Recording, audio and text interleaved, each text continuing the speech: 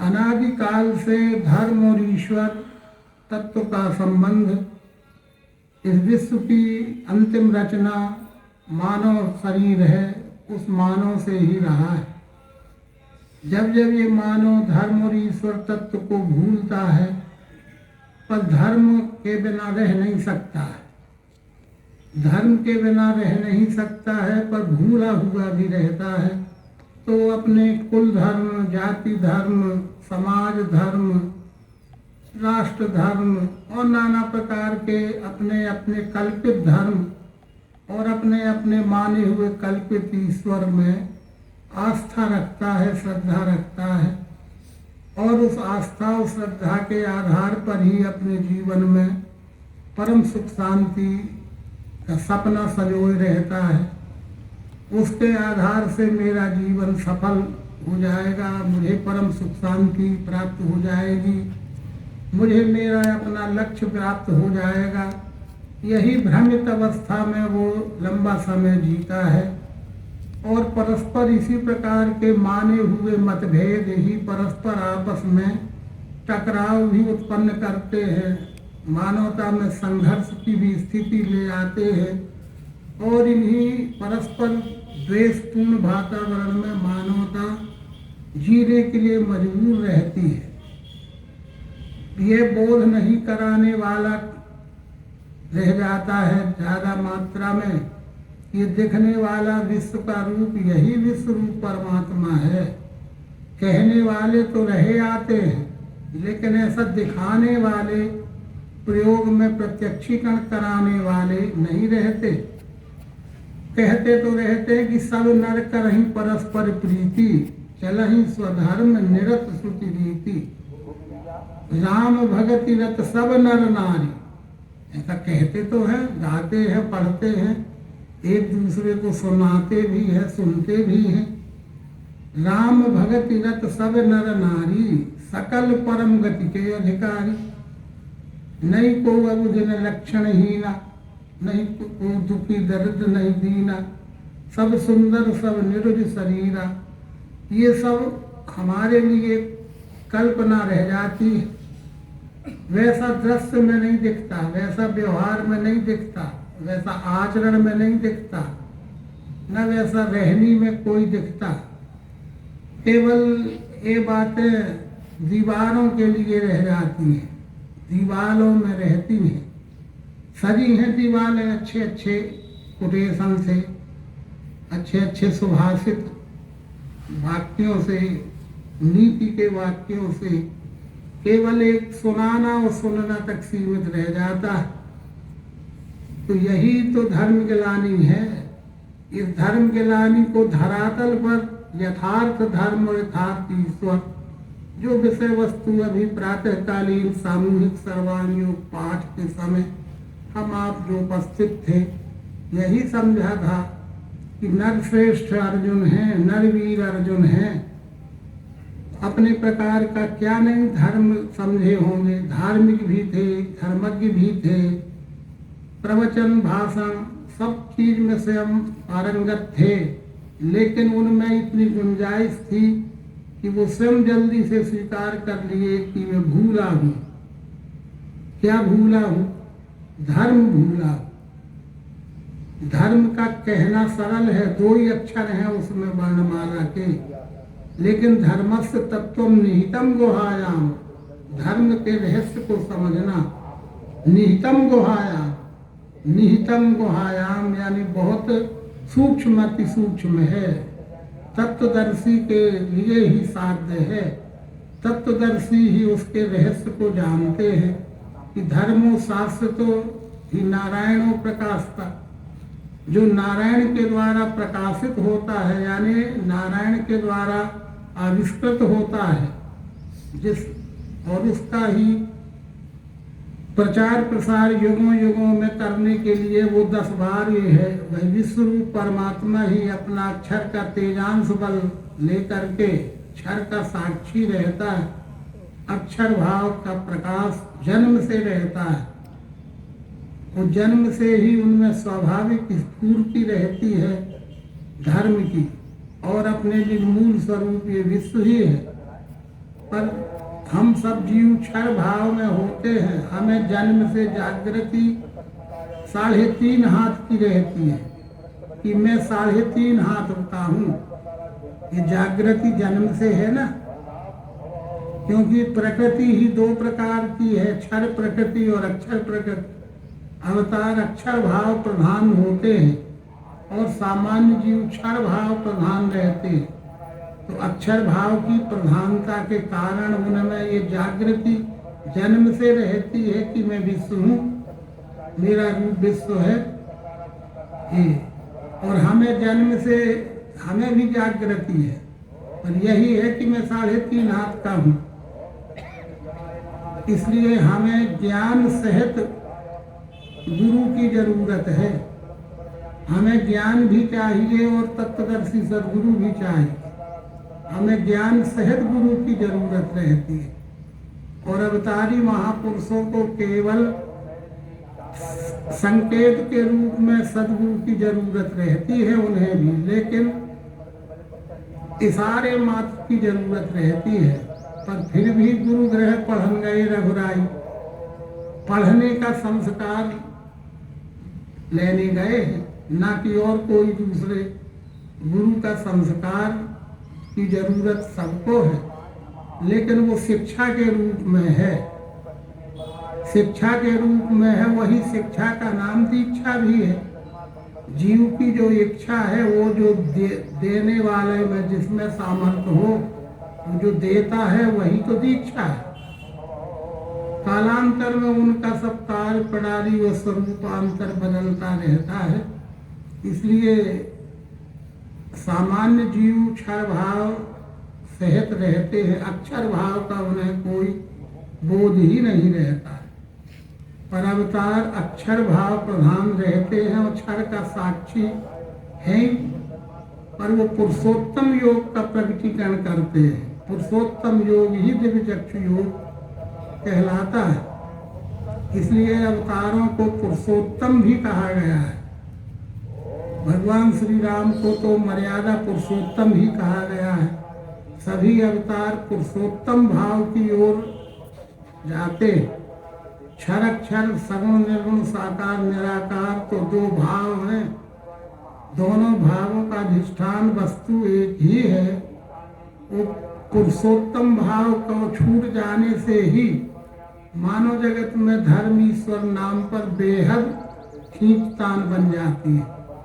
सगुण निर्गुण साकार निराकार के नाम पर अनंत प्रकार की कल्पनाएं मानव जगत में प्रचलन में आ जाती हैं। उन्हीं में परस्पर दुष्टाचार क्रूरतापूर्ण दुर्व्यवहार भी होता रहता है और सभी भक्त कहलाते रहते हैं। ये कहलाना और होना बहुत अंतर हो जाता है। कहलाना अलग चीज होती है और होना अलग चीज होती है। जैसे आज व्यवहार में भी बहुत से लोग वकालत की डिग्री ले लेते हैं, उन्हें भी डिग्री होल्डर होते हैं, तो हम गांव के लोग या परिचित लोग उन्हें भी वकील साहब कहते हैं, वकील कहते हैं। लेकिन पेशे में पारंगत होना वो अलग वकालत है, तो केवल डिग्री लेके वकील कहलाना अलग बात। इसी प्रकार से कोई डॉक्टर MBBS सर्जन और MD भी हो जाते हैं, पर प्रैक्टिस नहीं करते, अभ्यास नहीं, ना वो सर्विस में है प्रैक्टिस में, ना निजी प्रैक्टिस में है, तो वो मात्र नाम के डॉक्टर होते हैं, व्यवहार के नहीं होते। इसी प्रकार से हम सब नाम के भक्त होते होंगे, पर व्यवहार में भक्त होना, कहलाना और होना, कहलाने को तो सभी भक्त हैं, पर होना यानी उसको आचरण की निष्ठा होना, वो आचरण के व्यवहार में कार्य में दिखना चाहिए। ये बारीकियां सत्संग से ही समझ में आती हैं और वो तत्वदर्शी के संग को ही सत्संग कहा गया है। ये वही सत्संग है जो सनातन धर्म का मूल आधार है। जैसे भगवान कहते हैं, कृष्ण जी भी कहते कि अर्जुन ये मेरा तेरा संवाद मात्र संवाद नहीं है, मात्र एक वार्तालाप नहीं है, ये धर्म का बीज है, धर्म का आधार है। धर्म यदि वृक्ष है तो उसका बीज ये दिव्य चक्षु योग है। और 9वें अवतार भगवान श्री मायानंद जी तो और बारीक बात करते हैं उसकी, और बारीक बात कि जो श्रीमद् भगवद गीता में भगवान श्री कृष्ण कहते हैं कि अर्जुन मेरा तेरा यह संवाद धर्म का बीज है। तो धर्म का बीज क्या है? दिव्य चक्षु। श्रीमद् भगवद गीता के अनुसार न तु माम शक्य से दृष्टो मनेनैव स्वचक्षुषा दिव्यम ददामि ते चक्षु पश्चिमे योग में सरम। बिना दिव्य चक्षु के धर्म का स्वरूप, धर्म का यथार्थ बोध नहीं हो सकता है। इसलिए धर्म यदि वृक्ष है तो बिना बीज के वृक्ष की कल्पना नहीं हो सकती। तो दिव्य चक्षु उसका बीज है। और 9वें अवतार नारायण भगवान श्री मायानंद जी बौद्धिक पुरुषार्थ की संपूर्णता का स्वरूप है। वो और आगे बढ़ के बात करते हैं कि 8वें अवतार में उतनी ही जरूरत थी, इसलिए मैं ही हूँ सब, मत्स्य से लेके कृष्ण तक मैं ही हूँ। और जब जहाँ जितनी जरूरत थी उतना ही प्रकाश किया जाता है। उस समय कहा था कि धर्म का बीज है दिव्य चक्षु, लेकिन अब तो और बात हो गई कि सर्वांग योग ये बीज है दिव्य चक्षु। अब ये दिव्य चक्षु का भी बीज सोचो ना, हम सब उसी श्रेणी के हैं, तो इसलिए सरल होगी बात कि श्रीमद् भगवद गीता में संवाद जो है वो सार्वकालिक है, सार्वदेशिक है, सार्वजनिक है, सार्वभौमिक है, त्रिकाल बाधित शाश्वत सत्य है, सनातन सत्य है।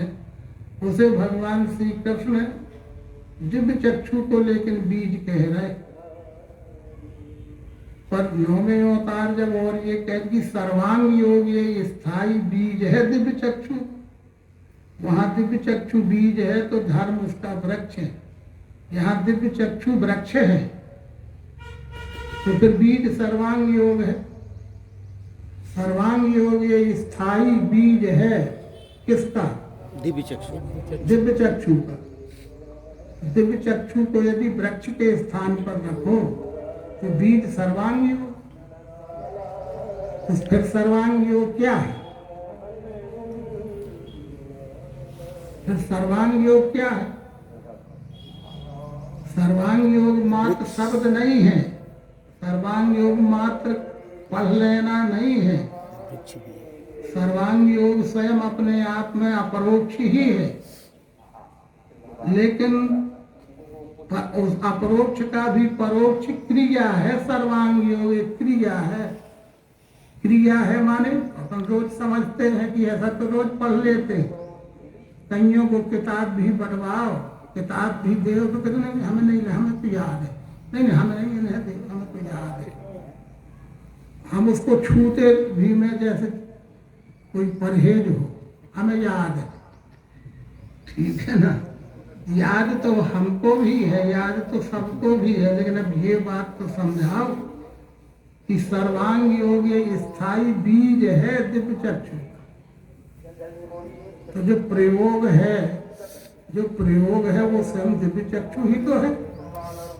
प्रयोग तो दिव्य चक्षु माने प्रयोग। अब उसका भी बीज क्या होगा? है वो जब भगवान लिख रहे हैं तो है वो तो सर्वांग योग ये बीज है दिव्य चक्षु का। दिव्य चक्षु अपरोक्ष को ही कहते हैं, परोक्ष का तो वहां कोई सवाल ही नहीं। जो अपरोक्ष है वो अपरोक्ष नाम अनुभव का ही है, अपरोक्ष नाम प्रयोग का ही है, लेकिन उसका भी बीज क्या होगा? याद तो हमको बहुत पहले से है, इसे हाथ लगा दे तो आता है स्पर्श ध्यान, शब्द है इसमें स्थायी, बजा के कान से सुनो, ये है सर्वांग। ठीक, ये है ना सर्वांग। और सर्वांग योग का बीज अब क्या होगा? परोक्ष ज्ञान। अभी तो सर्वांग योग है, अपनी आंखों से देखो दिखता है पदार्थ ये, ऐसे ही विश्व में सारे रूप का दिखना भरा, देखना सुनना कहीं कुछ नहीं हो रहा, बस अपनी आंखों से देखो दिखता है पदार्थ ये, ऐसे ही विश्व में सारे रूप का दिखना भरा। इसे हाथ लगा देखो, शब्द है इसमें स्थायी, बजा के कान से सुनो, जीभ से लगा देखो, वस्तु में कुछ स्वाद है, नाक से सूंघ के देखो, ठीक, घी के साथ मिला देखो, जल के साथ पी कर देखो, अकेले खा के देखो। पढ़ाई रहे हो, पढ़ाई रहे हैं ना, वो ये है सर्वांगी, ये है दिव्य चक्षु। लेकिन बीज क्या है उसका? ऐसे ही तो विचारों तब ऐसे ही मिलता जुलता तो हो ही रहा। ओम सहत शीर्षा पुरुषा सहस्त्र अक्षय, नहीं हो रहा, बोल तो रहा। सहस्रपाद सा भूमिं विश्वतोऽवृत्या तत्तिष्ठत्साङ्गुलम् अग्निमूला चक्षुषा चंद्र सूर्यो, यही तो सब हो रहा, यही अपरोक्ष है, यही अपरोक्ष है। और वही सर्वांग योग भी वही है, श्रीमद् भगवद गीता भी वही है, सब अपरोक्ष है। उसमें कोई दंत कथा, कोई कथा, कोई वैसी बातें थोड़ी है श्रीमद् भगवद गीता में, वो अपरोक्ष ही है। लेकिन बात क्या हो गई कि ऐसा हम पढ़ तो रहे हैं, सुन तो रहे, सुना तो रहे, लेकिन बोध कुछ हो रहा है। वो बोध सुनने का विषय नहीं है मात्र, पियेनम न वेद कश्चिन श्रुत्वा पियेनम न वेद कश्चिन। हे अर्जुन, सुन के नहीं बोध किसी को, मात्र सुनने और सुनाने मात्र से बोध किसी को नहीं होता है। आश्चर्यवत जो इसे देखता है, लखता है, लखना, आश्चर्य से कैसे लखे है, आश्चर्य से कैसे कहे है, और आश्चर्य से कैसे सुने हैं, तो सुन के भी नहीं है बोध किसी को। इसका हेतु भगवान कृष्ण कहे कि आश्चर्य से कैसे लखे है, लखना यानी खुद करके देखना, खुद प्रयोग करना। यदि हम हाथ ही में कोई उठाता ही नहीं कि अपनी आंखों से देखो दिखता है पदार्थ, ये का दिखाना चाहते, ऐसे ही विश्व में सारे रूप का दिखना भरा का देख लिया, पढ़ लिया, ठीक है, पर प्रक्रिया तो ये है कि अपनी आंखों से देखो दिखता है पदार्थ ये, ऐसे ही। यही कृष्ण जी ने भी ऐसे ही भाषण भर थोड़ी दिया था। हाँ, लिखा है संकेत तो शब्द में वही है, पस में पार्थ रूपाणी सहस्रसा। कुछ क्रिया भी तो किया होगा, हाँ, चेष्टाएं भी तो किया होगा ना, कि बस ऐसा देख ले पार्थ ये मेरे अनंत स्वरूप हैं। क्या हुआ इस?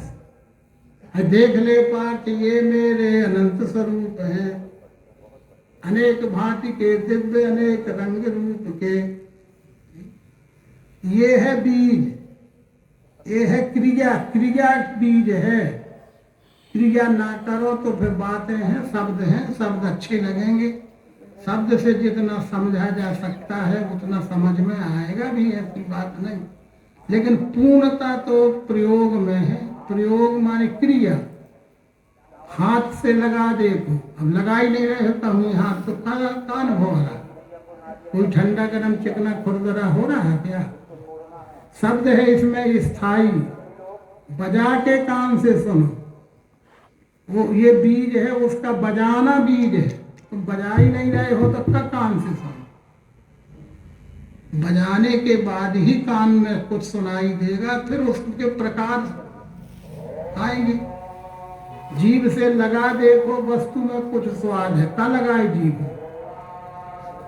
का स्वाद आए, जीभ से लगा देखो जब न आएगा कुछ स्वाद, सूंघ के देखो, का सूंघे, ऐसा जब सूंघेंगे जब ना गंध आएगा। कहने का मतलब बस यही है बारीकियां। सर्वांग योग ये स्थायी बीज है दिव्य चक्षु का। तो कृष्ण जी कह रहे हैं कि धर्म का बीज है दिव्य चक्षु, धर्म का बीज है दिव्य चक्षु, दिव्य चक्षु का बीज है सर्वांग योग। सर्वांग योग शब्द नहीं है, प्रयोग है, इसलिए अपरोक्ष सर्वांग योग तो खुद अपने आप में अपरोक्ष है। श्रीमद् भगवत गीता अपने आप में अपरोक्ष है। वेद उपनिषद संत शास्त्र सब अपने आप में अपरोक्ष हैं। पर अपरोक्ष का अपरोक्ष क्या होगा?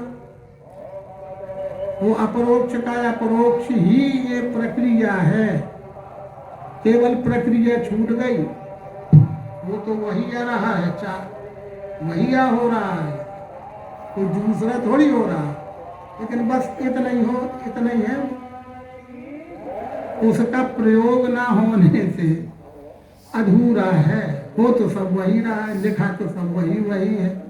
इसलिए भगवान लिखते हैं कि अपरोक्ष का अपरोक्ष शब्दों में लिखा हुआ सदा अपरोक्ष ही रहता है, पर वो प्रक्रिया होने से वो अपरोक्ष का अपरोक्ष हो जाता है। इसलिए सर्वांग योग तो अपरोक्ष है ही। अब वो का बीज, उसका भी बीज क्या होगा? उसका बीज वो प्रक्रिया है। यदि प्रक्रिया छूट गई तो फिर वो शब्द ही रहे, तो प्रक्रिया की सेहत हो गया तो अपरोक्ष का अपरोक्ष हो गया। इसी दृष्टिकोण से सभी चीजें देखने के लिए, अनुभव लेने के लिए कही गई है। चलिए ठीक है, इसलिए इतनी बारीक महिमा है सर्वांग योग। सर्वांग योग ये स्थायी बीज है किसका? दिव्य चक्षु का। श्रीमद् भगवत गीता के अनुसार धर्म का बीज क्या है? दिव्य चक्षु। दिव्य चक्षु का बीज फिर क्या हुआ? सर्वांग योग। तो फिर सर्वांग योग किताब है क्या? तो प्रक्रिया है। ठीक, ये बात हमारे आपके स्तर की है। जो पुराने साधक हैं, हम आप सब साधक हैं, हम साधकों के लिए है वो बात। जन सामान्य के लिए तो अभी ABCD वर्णमाला ही जरूरी है। तो चलिए ठीक है, समय तो है, और जैसा परिचय में लिखा है वैसा भी होना चाहिए। परिचय में हम आपने यहाँ लिखा भी है कि गीता ज्ञान विज्ञान यज्ञ क्या लिखे हो। इसलिए 7वां अध्याय तैयारी के रूप में है कि तू तैयार हो जा, क्योंकि कोई काम करने के पहले वो शारीरिक रूप से शारीरिक काम होगा तो शारीरिक रूप की तैयारी, मानसिक काम है तो मानसिक रूप से तैयारी हो जा सकता है। 7वें अध्याय का शुरुआत श्री भगवान कृष्ण से ही होता है। संदर्भ पिछला चला आ रहा है 6वें अध्याय तक। श्री भगवान उवाच मया सक्त मनः पार्थ योगं मदाश्रयः असंख्यं समग्रं मां यथा ज्ञास्यसि तच्छृणु। अष्टमोतार भगवान श्री कृष्ण अर्जुन के माध्यम से मानव मात्र को प्रबोधन कर रहे हैं कि मेरे आधार से लोक में मुझे जैसे मुझे यानी परमात्मा, व्यक्ति को नहीं। मुझे तो अर्जुन जान ही रहा था व्यक्ति को, और मुझे यानी मेरा मूल स्वरूप विश्व रूप है। ये विश्व रूप के व्यक्ति का माध्यम इस समय ये देह है, इस युग का ये देह माध्यम है। विश्व रूप के बारे में अन्य कुछ भी शेष नहीं रह जाएगा, परमात्मा के बारे में शेष नहीं रह जाएगा। और तुम सोचो कि हम डॉक्टर, वकील, इंजीनियर, मास्टर सब हम ही अकेले हो जाएंगे, ऐसा न सोच लेना। इनको तो सीखना पड़ेगा, सबकी जरूरत पड़ेगी। एक ही आदमी सब कुछ नहीं हो सकता। कार्य में अनेकत्व है, तो एक ही आदमी हर कार्य का कर्ता स्पेशलिस्ट नहीं हो सकता। एक दूसरे की जरूरत त्योहार में रहेगी।